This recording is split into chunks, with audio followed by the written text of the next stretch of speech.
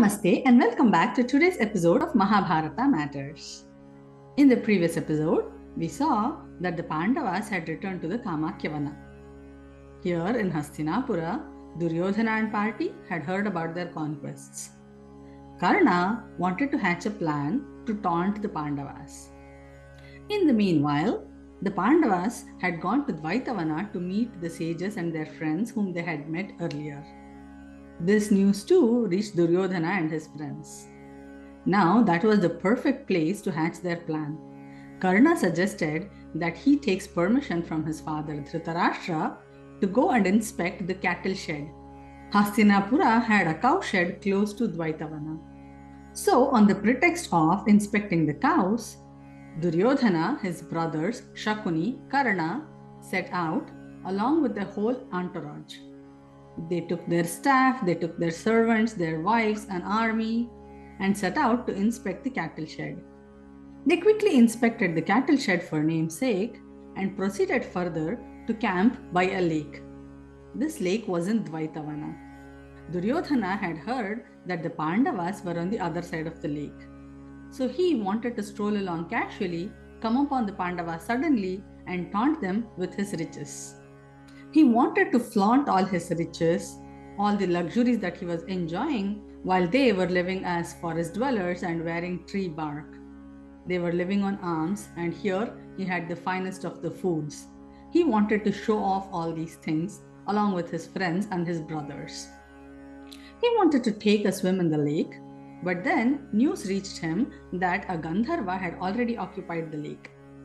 He wanted to tell the Gandharva off. He sent a message to the Gandharva that he had to vacate the place immediately and allow Duryōdhana to use the place. The Gandharva laughed. He sent a message back saying that the foolish king has no authority over a Gandharva and his threats do not work upon him. This deeply offended Duryōdhana. He set out with his army to fight with the Gandharva. Of course, he was no match for the Gandharva's Maya Shakti. The Gandharva's army fought fiercely with Duryōdhana, his brother Shakuni, Karna, etc. The battle was very fierce. So much so that Karna shamefully ran away for his dear life. Duryōdhana and his brothers and Shakuni fought on, but they were no match for the Gandharva's Maya Shakti. He took Duryōdhana captive. He tied his hands and feet with ropes and took the rest of them captive as well. Some of the army who escaped went immediately to Yudhishthira. They pleaded him to help their king. This news was like sweet honey to Bhima. He was elated that the Gandharva had punished Duryōdhana. He said Duryōdhana had it coming, serves him right. What Bhima was not able to do so far, the Gandharva had done. So this made Bhima very happy. He said he is not interested in helping Duryōdhana or his party. But Yudhishthira had a different opinion. He said to Bhima that among themselves they could be 5 against the 100 brothers, but when it comes to someone else, they have to become 105 against that opponent. He said, let's resolve our internal matters later. Now, his people are coming and seeking refuge in us and asking them and pleading us to help them. As a Kshatriya, it is our duty to help the oppressed. One of the meanings for the word Kshatriya is Kshatam Trayate iti Kshatriyaha. One who helps and protects the oppressed is what it means. So it was their dharma to help Duryōdhana at this point.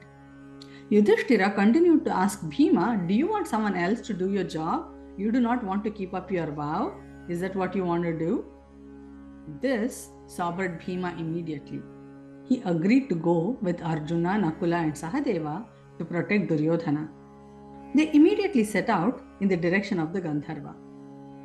They started fighting fiercely with their army. The Maya Shakti of the Gandharva's army was no problem for Arjuna. Suddenly, Arjuna saw the Gandharva who was leading the army. He was surprised. The Gandharva was none other than Chitrasena, who was his dear friend and guru. He had spent days in Indraloka learning music and dance from Chitrasena. They both were elated to see each other.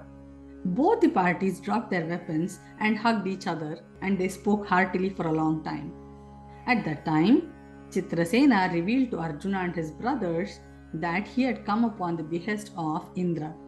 Indra had heard about Duryodhana's evil ploy to come and taunt the Pandavas. So, Indra had sent Chitrasena to teach Duryodhana a lesson in humility. Indra knew that the Pandavas would come to rescue Duryodhana, and this would humble Duryodhana in front of the Pandavas. He also said that since the brothers had come upon the command of Yudhishthira, he would hand over his prisoners to Yudhishthira directly. Hands and feet tied with ropes, Duryodhana was led to Yudhishthira. Yudhishthira was overcome with pity for the condition of Duryodhana and his brothers. He told Chitrasena that he did not want the name of the family to be tainted. He did not want to be called as a cousin who did not help his brothers.